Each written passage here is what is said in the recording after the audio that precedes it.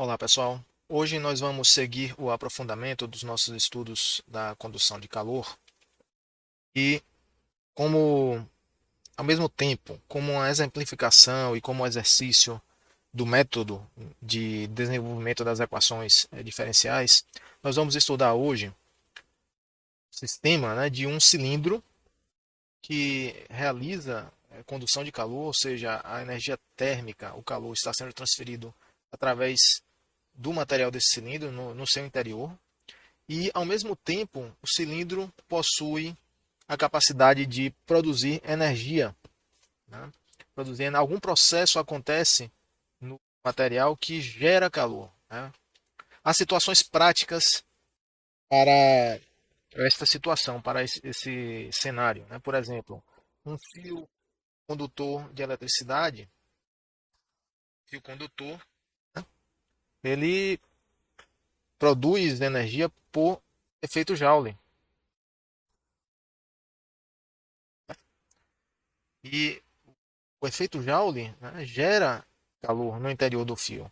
Quando a corrente elétrica ela atravessa um fio condutor, ele possuindo alguma resistência elétrica, e geralmente sempre vai haver essa resistência elétrica, a não ser que o material seja um supercondutor, tá? A passagem da corrente em si produz calor.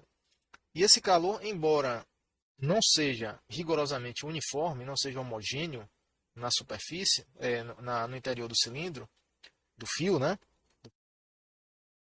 Mas em dimensões pequenas, diâmetros pequenos e com a condutividade térmica do fio sendo elevada, e geralmente é, porque se o material do fio condutor é elétrico, né, é um metal, ele tenderá a ser também um bom condutor de calor, na verdade.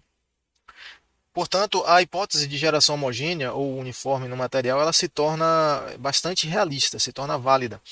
Isso quer dizer que essa hipótese simplificadora introduz um erro nos cálculos que é aceitável. Então, a predição de temperatura, as estimativas de temperatura, não são tão influenciadas pelos erros introduzidos através dessa hipótese, correto? Um outro exemplo real são as barras de combustível nuclear, reator, combustível em reator nuclear.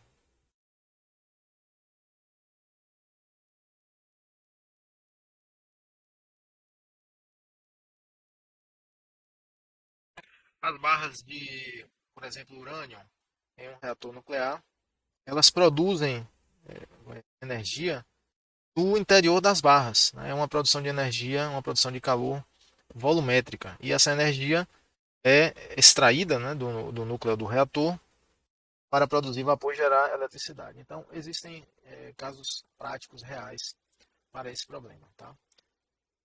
Está representado aqui uma seção, né, de um cilindro, né, pode ser o fio ou uma barra, um pedaço, né, um segmento da barra de urânio em um reator nuclear. E nós vamos assumir algumas hipóteses para atingir o nosso objetivo aqui, que é desenvolver, criar, né, criar uma equação que descreva a variação de temperatura no interior dessa barra, né, desse cilindro. Então, nós almejamos obter a distribuição de temperaturas ou o perfil de temperaturas. Tranquilo? Vamos assumir algumas hipóteses. Serão as seguintes. Vamos assumir como primeira hipótese que o cilindro é longo, de maneira que apenas a condução de calor radial será relevante. Condução térmica radial. Tá? Em outras palavras, a variação de temperatura ao longo do cilindro, né, quer dizer, ao longo do eixo, tá, na direção axial, será ignorada, será desprezível. 2. Vamos assumir algumas propriedades físicas como constantes. OCP e K. importantes, a fim de podermos simplificar o nosso, a fim de que o equacionamento não fique desnecessariamente é, complicado, né? Não fique, não seja desnecessariamente.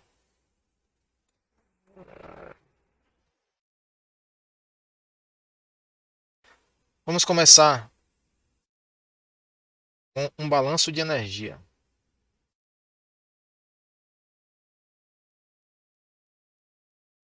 Reparem, pessoal, que o caminho que eu vou seguir até para o efeito pedagógico, para vocês perceberem que, ao invés de nós partirmos da equação da energia generalizada, a equação grande, completa, e simplificarmos termos, e ainda adaptarmos a equação para uma geometria, usando a notação vetorial de Gibbs, nós podemos desenvolver a equação diretamente para o nosso problema, já adaptada, aplicando o balanço de energia. Bem? Então vamos primeiro ditar, né, o nosso balanço para montar uma equação verbal. Taxa de energia entrando por condução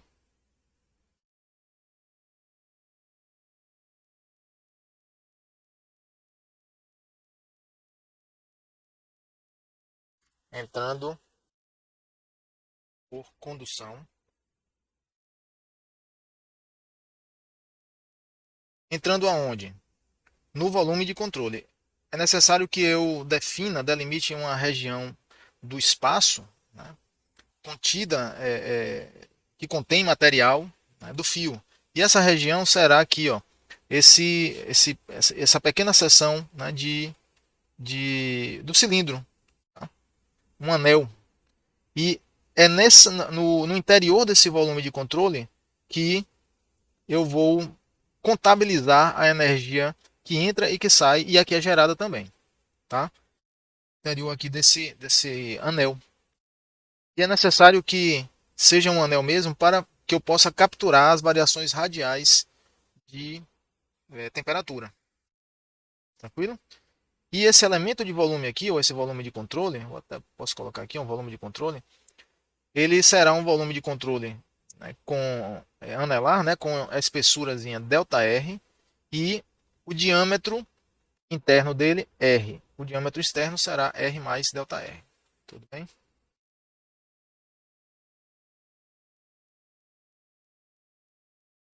Menos termo de saída. Termo de saída será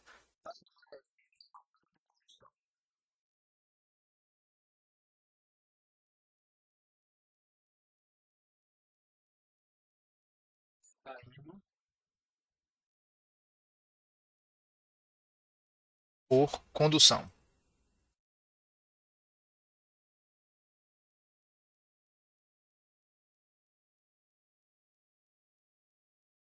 Ok? Mais, né, como nós temos geração, eu vou incluir aqui um termo, uma parcela de geração, taxa de energia gerada,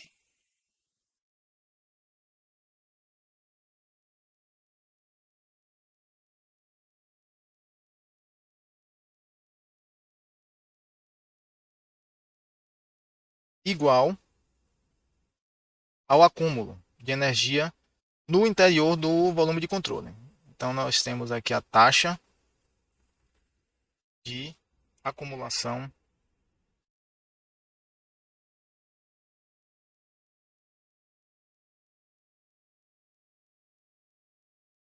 de energia.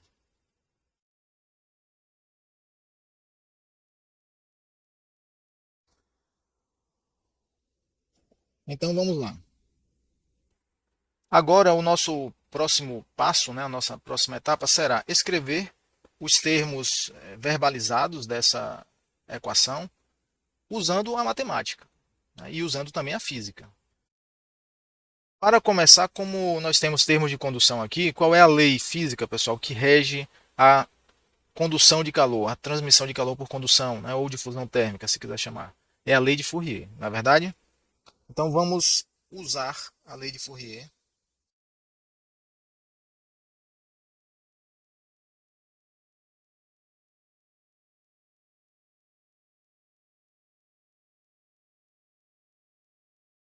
Temos.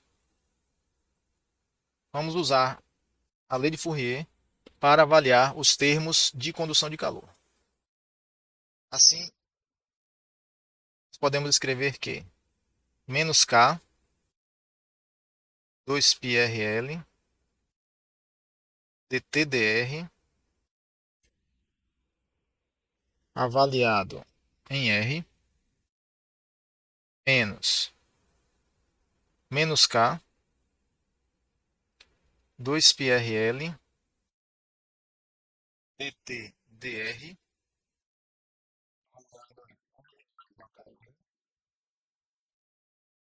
tranquilo? O que é isso aqui? Vamos entender.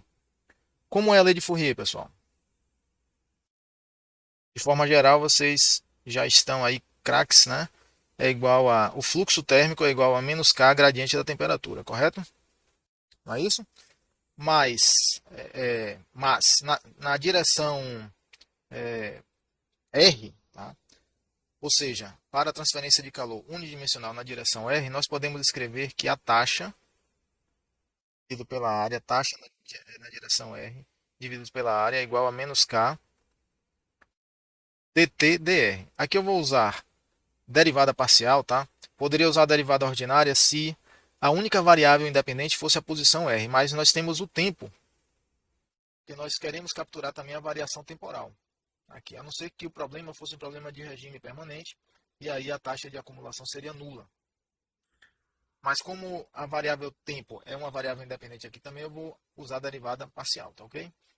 E aí, ó, tirando esse A e colocando aqui, nós temos esse formato, tá? E qual é a área interna aqui do... Vai ser o quê? 2πr, né, que é essa medida aqui do perímetro, vezes L, que é o comprimento do fio, certo? 2πrl. É como se a gente pegasse esse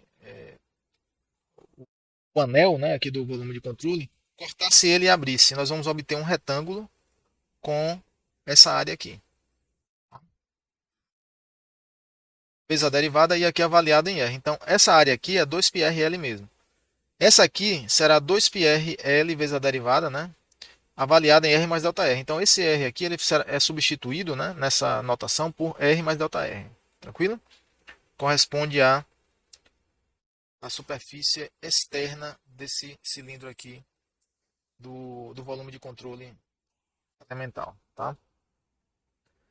Pois bem, o termo de geração, como é um termo de geração volumétrica, nós podemos avaliá-lo como Q ponto vezes 2π.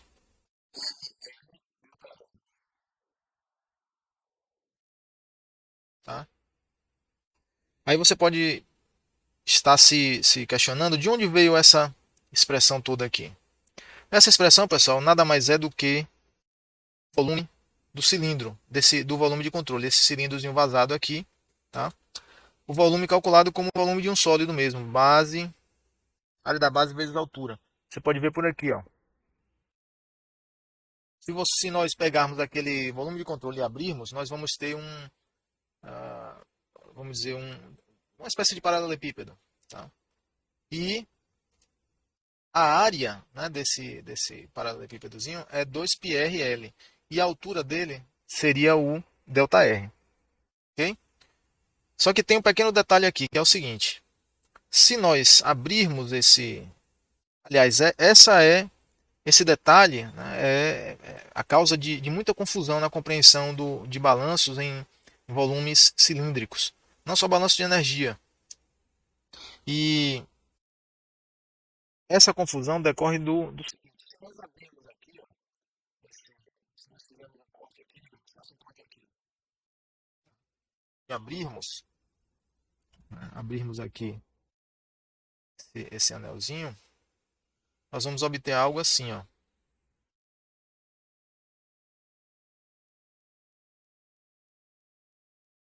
Certo? E aqui é o comprimento. que é o comprimento L. E a questão toda está aqui, ó. Essa alturazinha é ΔR. Tudo bem? E essa medida, vamos dizer, a medida interna dessa linha aqui será 2πr. Não é verdade? Porque essa linha aqui está na posição, olhando lá o nosso volume de controle, está na posição R. Essa outra aqui está na posição R mais ΔR, correto? Portanto, se eu fizer o produto de 2πr vezes o L aqui, ó, aí eu vou ter uma área, tá? Que é a área desse retângulozinho aqui, certo? Essa área aqui, ó. Tranquilo?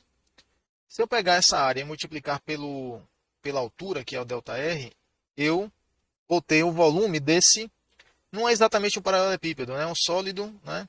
Como se fosse uma seção de um prisma, vamos dizer assim, um corte de um prisma. E esse volume não é exatamente o produto calculado aqui, né? Por quê? Porque existe um errozinho aqui, ó. Existe um desvio correspondente a esse triângulo. Então, o volume correspondente à extrusão desse triângulo aqui, na altura L, e desse outro aqui, ó, produz um erro no cálculo desse volume. Tranquilo? Mas aí é que vem a questão. O nosso objetivo, afinal, vai ser obter equações diferenciais, tá certo? E o método que vamos usar nesse procedimento vai requerer que nós apliquemos um limite para ΔN tendendo a zero. Tá? O limite na equação toda, no lado esquerdo e no lado direito. E aí, quando o ΔN tende a zero, olha só, o que acontece com esse erro, né, no cálculo de volume aqui, ó. Se você vai reduzindo aqui a altura, né, o triângulozinho vai diminuindo, tá vendo? Ó? Até que no infinitésimo ΔR, que vai virar um dr, o erro obtido ao usar essa fórmula aqui para calcular o volume, ΔV, é desprezível. Ele tende a zero no limite, ok? Sendo assim, como uma etapa intermediária para se aplicar o limite, essa expressão aqui está correta, tá? E pode ser utilizada. Vamos ver onde vamos chegar mais na frente. O termo de acúmulo será a derivada temporal da energia no interior do...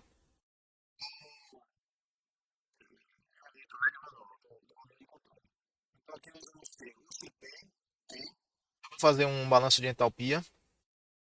Isso que eu coloquei CPT aqui. Vezes, espaçozinho, vezes 2πr L e ΔR. Tranquilo? Olha só. Nós já vimos que nós temos aqui é um ΔV. Né? Esse aqui é o ΔV. Ó. Aqui também é o ΔV, é o mesmo ΔV. Tá vendo? Ou seja, é o volume do elemento de volume que eu estou, no qual eu estou fazendo o balanço, né? O volume do volume de controle. E se eu fizer o cálculo aqui do que eu obtenho fazendo esse produto, ρCp T vezes o ΔV, vocês vão verificar que nós vamos obter energia Joule, por exemplo, BTU, seja qual for o sistema de unidade, vai ser energia, uma quantidade de energia pura, tá? Então, digamos, vamos fazer rapidamente uma análise dimensional aqui. Massa específica no Sistema Internacional de Unidades, quilograma por metro cúbico, tranquilo? CP, Joule, ou Joule, se quiser chamar assim, por quilograma Kelvin, certo? Temperatura, Kelvin. Volume, o ΔV é metro cúbico. O que é que nós vamos ter? Cancela aqui, ó. Cancela, cancela, cancela, cancela. Só vai sobrar Joule, tá vendo? E aí a derivada inclui o segundo aqui no denominador, nós temos Joule por segundo nesse termo, que é o que deve ser mesmo. A variação da energia contida no volume de controle por unidade de tempo. Tranquilo, pessoal? Muito bem. E dividindo tudo, vamos limpar aqui essa área um pouco. E o próximo passo, né, será dividindo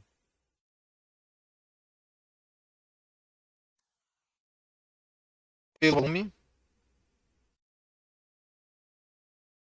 ΔV igual a 2πrL ΔR, toma o limite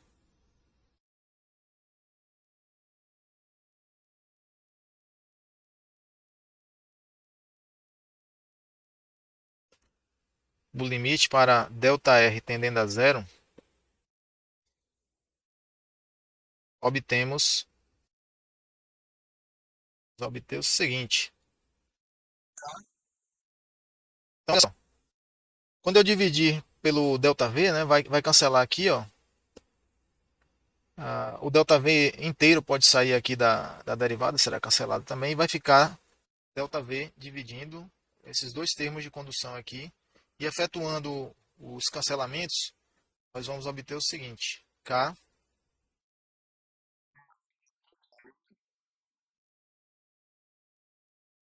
calculado em R mais ΔR menos R dTdr calculado em R. Isso dividido por R ΔR mais Q ponto igual a ρCp dT.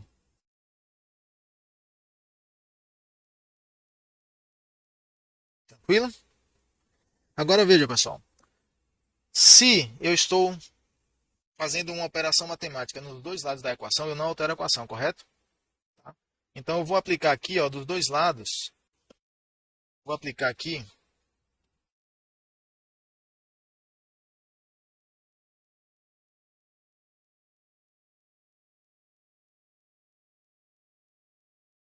o limite para ΔR tendendo a zero. Vou aplicar aqui desse lado da equação e também do outro lado. Tá? Limite disso aqui tudo. Ó. Ok? Agora reparem. O limite da soma é a soma dos limites. Então vai ficar limite desse primeiro termo mais o limite desse segundo termo aqui. O limite do primeiro termo é uma expressão, né, uma definição já familiar de vocês. Na verdade, porque se eu tiver o limite, digamos, de uma função calculada em x mais ΔX menos a função calculada num ponto x dividido pelo ΔX e eu levar esse ΔX a zero, isso daqui é a definição de quê, pessoal? A própria definição de derivada, na verdade? Ou de, no caso aqui, poderia escrever df dx, correto? Não é a derivada em relação a x? Então, olha só. Aqui nós temos uma função. A função é isso aqui tudo.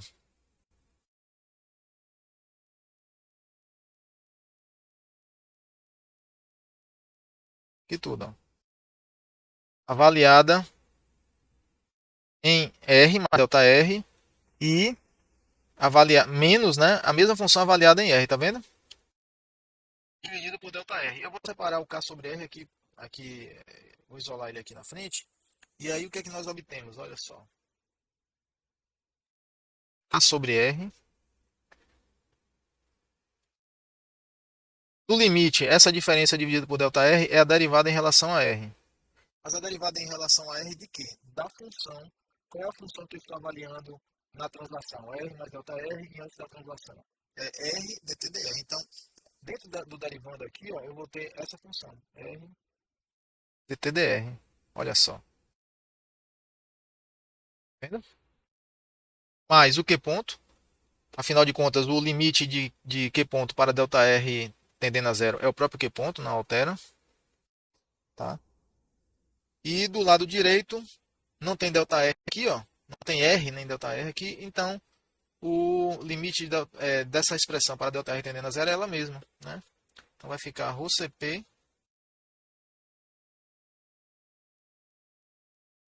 dt.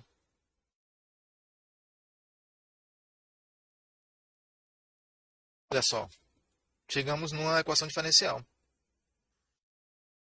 Tá vendo aí que legal? Será a nossa, vou chamar de equação 1, porque nós vamos resolvê-la. Nós vamos resolver essa equação 1, ok? Ela é uma equação que descreve, se nós conseguirmos resolver, nós vamos obter o perfil de temperatura, a solução dessa equação aqui, ó, será uma função t de r e tempo. Então, se nós resolvermos, nós vamos conseguir obter a distribuição de temperaturas dentro para cada raio, né, do cilindro ao longo do tempo, variando o tempo. Tranquilo? Se nós aplicarmos a hipótese de regime permanente, o termo aqui temporal vai desaparecer, porque a derivada temporal é nula. Em regime permanente, que é o que eu vou fazer agora. Regime permanente.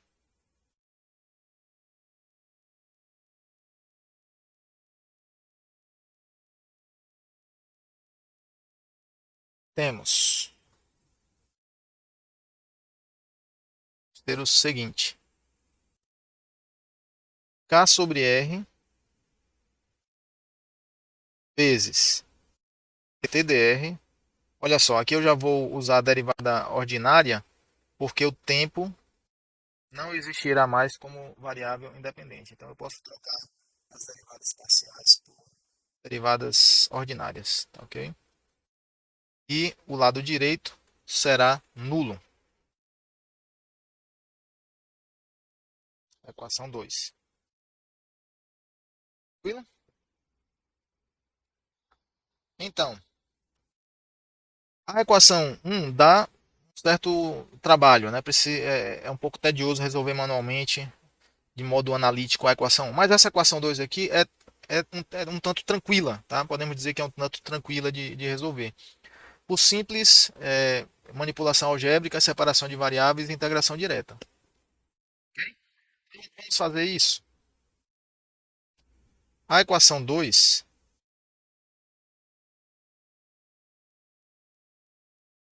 pode ser resolvida por separação de variáveis.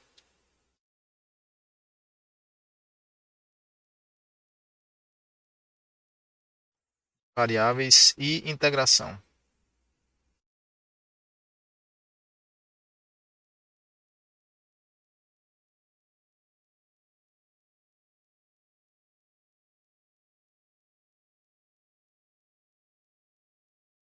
direta.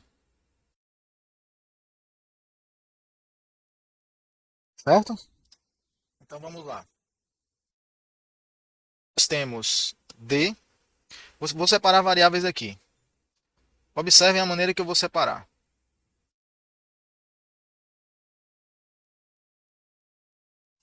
Igual a menos Q, ponto, né? Sobre K, RDR. Olha só, pessoal.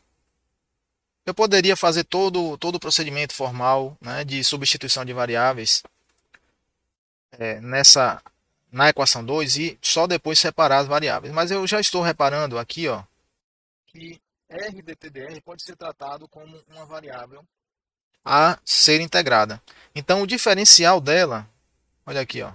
Só posso fazer isso, pessoal, porque nós temos derivadas ordinárias aqui, certo? E derivadas ordinárias são tais que os diferenciais podem ser tratados como infinitesimais, pequenos números mesmo, de maneira que você possa manipular algebricamente, transferindo para um lado e para o outro da equação. Tá? E esse diferencial, eu estou tratando ele como o diferencial de uma variável, por isso que eu deixei ele aqui separado, tá vendo? E dr e r e tudo que depende de r está sendo colocado do lado direito. Então aqui eu separei variáveis e posso efetuar uma integração. Tá? Eu posso integrar aqui. Ó. Se eu fizer essa integração, eu vou obter a integração do diferencial. Integração de dx é x, integração desse diferencial dessa variável. É essa variável mesmo. Tá? Então eu vou escrever aqui r dtdr Como eu estou executando uma integral indefinida, vou colocar aqui a primeira constante de integração igual, não mais, igual a menos q ponto sobre k vezes r ao quadrado sobre 2, não é? X elevado a n mais 1 sobre n mais 1, é a primitiva aqui, mais a segunda constante de integração. Isso implica que r dt dr é igual a menos q ponto sobre 2k r ao quadrado mais a2 menos a1. Tranquilo? Como são constantes arbitrárias aqui, a2 menos a1, eu posso trocar por uma nova constante que eu vou chamar de a3. E aí, já separando variáveis e integrando novamente, podemos ter o seguinte, olha só. Menos q ponto k r mais a3 r e diferencial dr aqui. Tá vendo? Novamente, se eu aplicar a mesma operação de um lado e do outro da equação, eu mantenho a identidade da equação, não é isso? Então eu vou integrar aqui, fazendo a integral indefinida do lado esquerdo. Eu vou obter t mais uma nova constante de integração, que eu vou chamar de A4, menos Q ponto sobre 2K vezes R2 sobre 2, mais A3. A integral aqui de dr sobre r é ln, não é isso? Mais a constante de integração A5. Organizando aqui um pouquinho melhor esse resultado, nós obtemos o seguinte. A temperatura será igual a menos Q ponto dividido por 4K r ao quadrado mais C1 ln r mais C2. Ok? Vou chamar esse resultado de equação 3. Aqui, pessoal, é o perfil de temperatura. Certo? Porém, ainda estamos numa etapa de solução geral da equação diferencial. A equação diferencial está resolvida, ela fornece essa solução geral.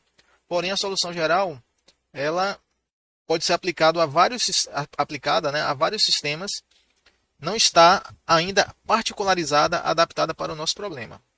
Para que esteja, nós necessitamos determinar as constantes C1 e C2, aplicando as condições de contorno específicas do problema que estamos tratando. Tranquilo? Então, vamos determinar as condições de contorno. Tá? A primeira é bem interessante, porque a temperatura no interior do cilindro, né? Ou seja, em R igual a zero, se nós substituirmos aqui ó, nessa equação, R igual a zero, o que vai acontecer? Aqui vai zerar, esse termo aqui zera. Sem nenhum problema, esse termo aqui zera. Aqui é uma constante, esse termo não vai ser influenciado pelo valor de R. Mas esse aqui, ó, o termo vai divergir, né? Ou seja, ele vai tender ao infinito, mais especificamente menos infinito, não é verdade? Que a função log, né, a função ln não é assim. Tá? Então, para R tendendo a zero, o ln de R vai para menos infinito, correto? E aí é um problema, porque a, essa situação ela não condiz com a realidade física. Né? A temperatura no interior do cilindro não é infinita. Ela não pode ser infinita. Você não vê fios de eletricidade derretendo. Né? Claro que se você passar uma corrente muito grande, né, o fio ele vai acabar se fundindo devido ao aumento da temperatura interna. É o que acontece com o fusível, por exemplo. Mas essa elevação né, severa da temperatura não acontece só no centro, ocorre ao longo de todo o raio, né, do cilindro. Então, por restrição física,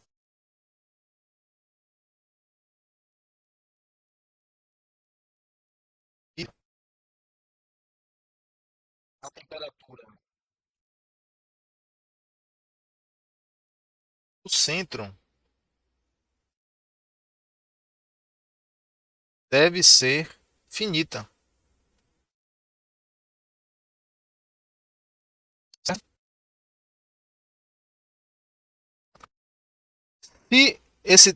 Se então veja só, como é que eu faço para eliminar esse termo espúrio da minha solução geral?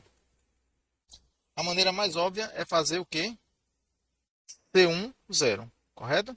Porque se para qualquer valor de C1 diferente de zero, o raio nulo vai levar a uma divergência desse termo logarítmico, né? Desse termo ln da solução geral. Tranquilo? Então, por restrição física, porque a temperatura no centro não pode ser infinita, nós somos obrigados a zerar a constante C1. E assim, pessoal, a gente aplicou uma condição de contorno, né? Se nós já determinamos o valor dessa constante, esse procedimento que nós fizemos foi equivalente a aplicar uma condição de contorno. Então, 3 torna-se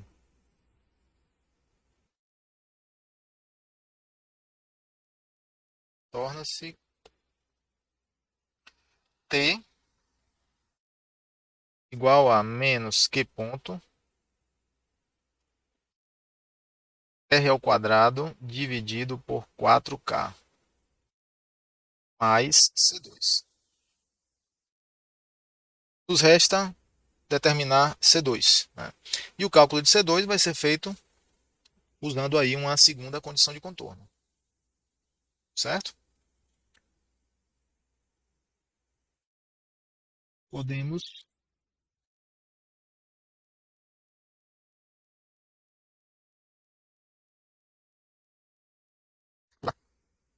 como condição de contorno,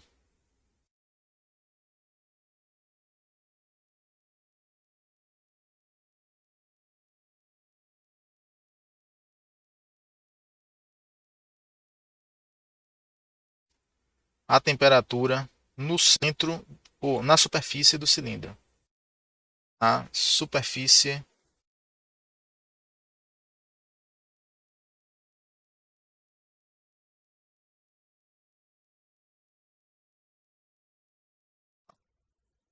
superfície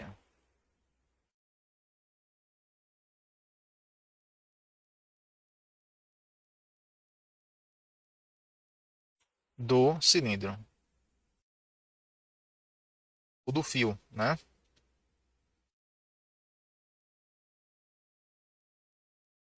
Ok? Que eu vou chamar de TS. TS será a temperatura superficial. Então aqui, ó, vou voltar para o nosso desenho lá em cima. Essa temperatura aqui na superfície do fio eu vou chamar de TS. Tá claro, pessoal? Então, fazendo isso, né, para quando, né, o raio é igual a emisão será o raio externo do cilindro. A temperatura é igual a TS. Logo, TS será igual a menos Q. É só substituir, tá? Substituição direta aqui. Menos Q ponto R ao quadrado dividido por 4K mais C2. Onde, isolando C2, nós temos que C2 é igual a TS mais Q ponto R2 sobre 4K. Isso é o resultado 5. Substituindo, substituindo 5 em 4, nós temos que T de R é igual a TS menos Q ponto sobre 4K, vezes Rzinho ao quadrado menos Rzão ao quadrado. Tranquilo? E olha aí, pessoal, nós obtivemos o perfil de temperatura no interior de um cilindro, fio, por exemplo, com geração interna de energia, certo?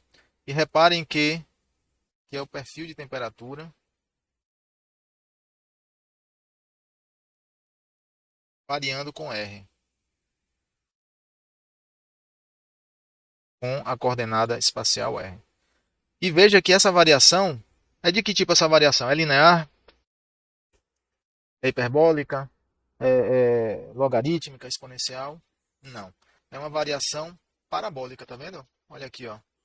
A coordenada espacial R aqui está com a potência 2. Então, a variação da temperatura no interior de um cilindro com geração é parabólica, a variação de temperatura. A distribuição de temperaturas segue uma função parabólica. Ok? Até o próximo vídeo, um abraço.